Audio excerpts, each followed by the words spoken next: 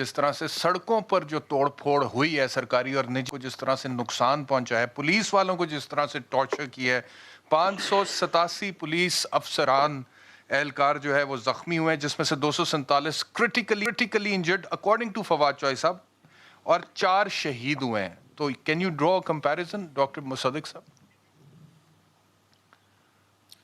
دیکھیے، سب سے پہلی بات تو یہ کہ ہر پروگرام میں آ کے میں سب سے پہلے یہی کہتا ہوں کہ جس نے قانون اپنے ہاتھ میں لیا ہے اس کو سزا کیوں کر نہ دی جائے. جس نے ہماری حفاظت کرنے والوں کو شہید کیا ہے ان کو کڑی ترین قانون کے مطابق سزائیں کیوں نہ دی جائیں. اور اگر سڑکوں کے اوپر جتھے آئیں اور ریاست کی رٹ کو چیلنج کریں تو کیا یہ ریاست کا یا حکومت وقت کا کام نہیں ہے کہ تیاری کے ساتھ جائے اور لوگوں کی جان و مال اور املاک کی حفاظت کرے؟ یہ کس کا کام ہے؟ یہ کسی اور ملک نے آ کے حفاظت کرنی تھی ہمارے بچوں کی، ہماری املاک کی، یا ہمارے پولیس افسران کی؟ کس نے کرنی تھی حفاظت؟ وہ کہاں تھے لوگ؟ جس طرح شرمیلا صاحبہ بھی آپ کو کہہ رہی تھی کہ 2 دن کہاں تھی حکومت جب یہ سب کچھ ہو رہا تھا؟ اور کس نے ان کو سپورٹ کیا ہے جنہوں نے شہید کیا ہے پولیس والوں کو؟ کون کر سکتا ہے اس ملک کے اندر رہ کے ان کو سپورٹ کر سکتا ہے؟ لیکن جو کمپیریزن ہے وہ یہ نہیں ہے. جب ایک شخص کھڑا ہو کے بولے کہ آپ پاکستان میں پیسے ہنڈی کے ذریعے منگوائیں تو وہ کیا کر رہا ہے؟ آپ اس کو کیا کہیں گے؟ اگر آج کل کا دور ہو اور آج کل کی حکومت ہو تو یہ اس کو بغاوت کہیں گے. جب آپ یہ کہیں کہ انلیگل مین سے سارے پاکستانیوں اپنے پیسے یہاں پہ بھیجو اور سول ڈس اوبیڈینس کرو تو آپ مجھے بتائیں کہ آپ اس کو کیا کہیں گے؟ یعنی آپ کو ہم سب نے ایک بھرپور انداز میں مذمت کی اس بات کی کہ سارے ملک کے شہر جو ہیں یا بیشتر ممالک جو ہیں شہر جو ہیں وہ بند کیے گئے ہیں، لیکن آپ کو یاد ہے کس طرح پی ٹی آئی نے ایک کے بعد دوسرا شہر بند کیا تھا؟ تو یہ کمپیریزن ایک حلال ہے، پی ٹی آئی کرے تو حلال ہے، اور کوئی اور احتجاج کرنے میں آئے اور شہر بند کرے تو وہ حرام ہے. میں تشدد کی بات نہیں کر رہا ہوں، میں قانون کو اپنے ہاتھ میں لینے کی بات نہیں کر رہا ہوں. میں یہ بات کر رہا ہوں کہ آپ شہر بند کریں تو حلال اور کوئی اور شہر بند کرے تو حرام. آپ ہنڈی کے ذریعے اور سول ڈس اوبیڈینس اور بل جلانے کے بعد بولیں کہ بند کر دو، غارت کر دو، آگ لگا دو، گھرا دو، جلا دو اس ملک کو، تو وہ حلال. اور کوئی اور کرے تو آپ اس کو بین کر دیں. آپ کو کیوں نہ بین کیا جائے؟ آپ کو کیوں نہیں بین کیا گیا؟ اس وجہ سے بین نہیں کیا گیا کہ ہم سمجھتے تھے کہ آپ ٹھیک ہے، آپ ایک پولیٹیکل موبلائزیشن کر رہے ہیں اور جو الفاظ آپ بول رہے ہیں وہ قابل قبول نہیں ہیں، ان کی مذمت کرنی چاہیے، لیکن ہمیں یہ حق نہیں تھا. اور اگر آج بھی مجھے کوئی بولے تو میں بولوں گا پی ٹی آئی کو کوئی بین نہیں کر سکتا تھا، صرف اس وجہ سے کہ وہ احتجاج کر رہے تھے اور فرد جذبات کے اندر انہوں نے کچھ باتیں ایسی کی تھیں جو نہیں ان کو کہنی چاہیے تھی. بالکل قتل نہیں کرنا چاہیے، قتل نہیں کرنا چاہیے تھا. میں یہ کہہ رہا ہوں کہ آپ مجھے بتائیے اگر پی ایل ٹی کو بین کرنا چاہیے، کس بات پہ بین کرنا چاہیے؟ آپ ان کو پھانسی کی سزا دیں جنہوں نے لوگوں کو شہید کیا، لیکن آپ رائٹ ٹو آرگنائزیشن لوگوں کا جو ہے، فریڈم آف آرگنائزیشن اور فریڈم آف سپیچ جو ہے وہ کیسے چھین سکتے ہیں لوگوں سے؟ فریڈم آف اور آپ مجھے بتائیں کہ وہ دہشت گردی کی right to organisation, right to assembly, freedom of speech, یہ کانسٹیٹیوشن میں ساری چیزیں ڈاکٹر صاحب میں نے پڑھی ہیں، پاس کر کے ہی میں بیرسٹر بنا ہوں. لیکن جی میں نے بھی پڑھی ہیں، مجھے پتا ہے آپ بیرسٹر ہیں، لیکن میں بھی کافی پڑھ کے آیا ہوں. میں تو چلیں سر آپ نے بھی پڑھی ہوں گی. نہیں ایک منٹ ٹھہریں، ایک منٹ زیادہ پڑھے لکھے آدمی ہوں گے. نہیں میں معافی چاہتا ہوں، آپ میرے سے، میں معافی چاہتا ہوں. چلیں آپ کہیے، آپ کریے بات. آپ قابل بھی مجھ سے زیادہ ہیں، ڈگری بھی آپ کے پاس ہے، اور آپ پڑھے لکھے بھی مجھ سے زیادہ ہیں، اور میں ہاتھ جوڑ کر آپ کے سامنے اعتراف کرتا ہوں اس بات کا کہ آپ جو بات کر رہے ہیں، اب میری بھی بات صرف کیونکہ میں اسمبلی میں بیٹھا ہوں تو میری بھی گزارش، حقیر سی گزارش سن لیں. جی میں آپ سے یہ کہہ رہا ہوں کہ 22 لاکھ لوگ جو ووٹ جس کا لے کر آتے ہیں اس کو دہشت گرد فیصلہ کر کے بین کرنے کا کوئی طریقہ کار ہونا چاہیے نا.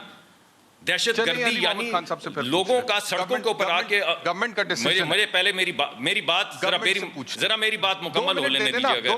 میں آپ کے ذریعے ذرا اپنا، ڈاکٹر صاحب I'll come back to you، میں جلدی آ جاؤں گا واپس. نہیں ابھی نہیں آیا، میں آپ کو یقین سے بتا رہا ہوں کہ میرا پوائنٹ ابھی نہیں آیا، لیکن بہرحال آپ اگر نہیں سننا چاہتے میرا پوائنٹ تو علی محمد صاحب کے پاس چلے جائیے. میں سننا چاہتا ہوں بٹ ان کا بھی اوپینین لے لیں سر، اور اس کے بعد میں آپ کی طرف واپس آتا ہوں. علی محمد خان صاحب بتائیے، وہ کہتے ہیں کہ میرا تو دیکھیں احتشام بھائی، میرا تو پوائنٹ بڑا سمپل اسٹریٹ فارورڈ ہے. میں اس ملک کو میرے بزرگوں نے بنایا ہے اور مجھے اس پہ فخر ہے کہ اس کو بچانے کے لیے میں تگ و دو کر رہا ہوں. مجھے یہ پتا ہے میرے بچوں نے ادھر رہنا ہے، ان کی باہر کوئی پراپرٹی نہیں ہے, اور اگر کوئی ہو بھی, اگر کبھی موقع ملے بھی, تو میں ان کو کہوں گا کبھی باہر پراپرٹی مت لو. اس ملک میں دفن ہونا ہے اس ملٹی کے لیے. میں تو اس ملک کو اس طریقے سے چلانا چاہتا ہوں, چلوانا چاہتا ہوں جو قائد اعظم محمد علی جناح اس ملک کے لیے کہہ کے چلے گئے. He was a man of law, he was a man of principle, he was a man of pen. اور وہ یہ ہے, یہ چھوڑے تاریخ میں کبھی ادھر جھانکا کبھی ادھر جھانکا, تم نے وہ کیا, تم نے یہ کیا. آج کی بات کریں, آج پاکستان کو کیسے چلانا ہے.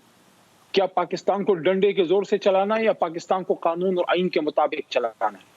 اگر ماضی میں کسی نے کوئی غلط کام اگر کیا ہے, آپ لوگوں کے پاس 4 سال حکومتیں تھیں, ابھی رونے دھونے کا کوئی فائدہ نہیں. اگر کسی نے غلط کام کیا تھا نہ چھوڑتے. عمران خان صاحب پہ ایک سوال, ایک الزام آیا, سپریم کورٹ تک ان کو گھسیٹا گیا, 6 7 8 مہینے سپریم کورٹ جاتے رہے, اور وہاں سے اپنے آپ کو کلیئر کر کے پوری منی ٹریل. اینڈ بیرسٹر صاحب, you sense you are a learned person, آپ کے ہر پروگرام میں آپ کو یہ بات کی جاتی ہے, تو مجھے آپ یہ بتائیں, انہوں نے تو اس پیسے کا بھی جواب دیا جو انہوں نے پاکستان میں کمایا ہی نہیں تھا, جبکہ اس زمانے میں وہ سرکاری ملازم بھی نہیں تھے, نہ وزیر تھے, نہ مشیر تھے. پاکستان سے باہر کی گئی کمائی کو پاکستان لانے کے بعد اس کا منی ٹریل تک دیا. آج اگر ان سے صرف اتنا سوال ہوتا ہے کہ جب آپ وزیر اعلیٰ تھے تو پنجاب حکومت کی سرکاری زمین ایک بے نامی طریقے سے اپنے آپ کو ٹرانزیکشن کروا کے آپ نے خرید لی. سرکاری زمین جو ہے وہ لیز پہ لی جا سکتی ہے, اس کو خریدا نہیں جا سکتا. لیکن میں یہ کہتا ہوں کہ چلو یہ سوال یا یہ الزام غلط ہے, چلو فار سیک آف آرگومنٹ اس کا فیصلہ عدالت میں ہوگا. اس طرح سٹیج پہ کھڑے ہو کے رانا ثناء اللہ صاحب اور اس طرح ان کے لیول کے اور لوگ جب آپ تھریٹ کرتے ہیں, آپ یہ بتاتے ہیں کہ کس طریقے سے آپ نے اس ملک کو چلایا تھا, کیسے چلانا چاہتے ہیں. اور اس کا یہ بھی مطلب ہے بیرسٹر صاحب, اس کا یہ بھی مطلب ہے کہ وہ جو آپ لوگوں نے بیرسٹر صاحب, اس کا یہ بھی مطلب ہے کہ آپ نے ماڈل ٹاؤن کے واقعے سے کچھ نہیں سیکھا. وہی مینٹیلٹی آج بھی قائم ہے. خدا رہا آپ کے پاس, آپ کے ساتھ ظلم ہو رہا ہے, ماڈل ٹاؤن کا واقعہ اپنی جگہ پہ, لیکن رانا ثناء اللہ نے جو کچھ کہا وہی بات ہے جو میں ڈاکٹر مصدق ملک صاحب سے بات کر رہا تھا اور بحث کر رہا تھا. سر میں آگے آپ کی طرف, میں آگے, لیکن جو ان کے ایک سینڈر ہاشمی صاحب نے جس طرح ایک سپریم کورٹ کے ججوں کو ان کے بچوں کو تھریٹ کیا, آج رانا ثناء اللہ صاحب نے سرکاری ملازمین کو ان کے بچوں کو تھریٹ کیا. کیا فرق ہے؟ کوئی لرننگ, کوئی فرق ہے؟ سر میں یہ کہہ رہا ہوں, 5 سال کے بعد کوئی فرق ہے؟ سر میں یہ کہہ رہا ہوں, علی محمد خان صاحب, میں یہ کہہ رہا ہوں کہ جس طرح سے انہوں نے عمران خان کی وہ سول ڈس اوبیڈینس والی تقریر کو ٹی ایل پی کے ایکشنز کے ساتھ ملانے کی کوشش کی ہے اور کہا ہے کہ جی یہ تقریباً ایک جیسی بات ہے, اسی طرح اگر آپ یہ کہیں کہ رانا ثناء اللہ کا جو سٹیٹمنٹ ہے وہ کنڈیمنیبل ہو سکتا ہے, میں آپ سے اس حد تک اتفاق کرتا ہوں کہ چیف سیکرٹری یا کمشنر لاہور یا ان کے بچوں کے حوالے سے جو بات انہوں نے کہی نہیں کہنی چاہیے تھی, لیکن اس کے باوجود اگر آپ کہیں کہ یہ ایگزیکٹلی وہی کچھ ہے جو ٹی ایل پی نے کیا جس کی وجہ سے ان کو بین کیا, تو یہ بھی سمجھ میں نہیں آتا. سر دونوں کی بات سمجھ میں نہیں آتا.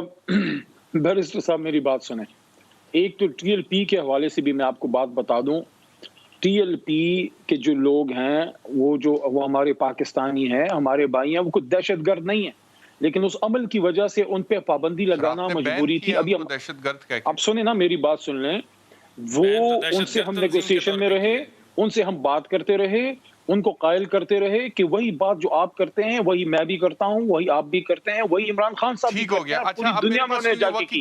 لیکن جب وہ روڈوں پہ نکلے, جب حالات خراب ہوئے تو پابندی لگانی مجبوراً پڑی ان پہ. ایشوز کے حوالے سے دیں. جی ڈاکٹر صاحب, علی محمد خان صاحب ان کی باری ہے پلیز. جی میں کوئکلی آپ کو, جی کوئکلی 2 باتیں آپ کو بتاؤں گا. پہلی بات کیس کے حوالے سے 1960s کے اندر ایک ٹرانسفر ہوئی ہے جس کو کویشچنیبل ڈکلیئر کر کے یہ کینسل کی گئی ہے, جو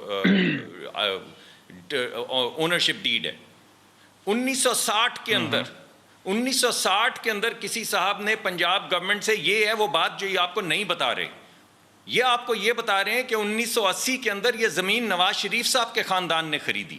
جو آپ کو یہ بات نہیں بتا رہے وہ یہ ہے کہ 1960 کے اندر یہ زمین پنجاب حکومت سے کسی نے خریدی تھی, جو 4 ہاتھ بکنے کے بعد نواز شریف صاحب کے خاندان میں آئی. انہوں نے 1960 کا جو رجسٹر تھا نکال کے یہ کہا کہ اس کے لیے جس کاغذ کی ضرورت ہے وہ کاغذ موجود نہیں ہے. بھائی آپ نے سدا حکمرانی خدا کی ہے, صرف آپ نے نہیں رہنا یہاں پر, یعنی بنی گالا کو تو آپ نے حلال کر لیا, اور 1 کانسٹیٹیوشن ایونیو کو تو آپ نے حلال کر لیا کیونکہ وہ حلال ہے, وہ عدالت نے کیا. میں سب جانتا ہوں آپ کی ساری بات, آپ میری بات سنیں, میں نے آپ کی بات نہیں کاٹی.